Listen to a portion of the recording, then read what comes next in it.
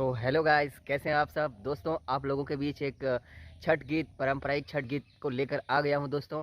यदि वीडियो अच्छा लगे तो वीडियो को लाइक और सब्सक्राइब करना ना मेरे चैनल को। बहुत बहुत शुक्रिया।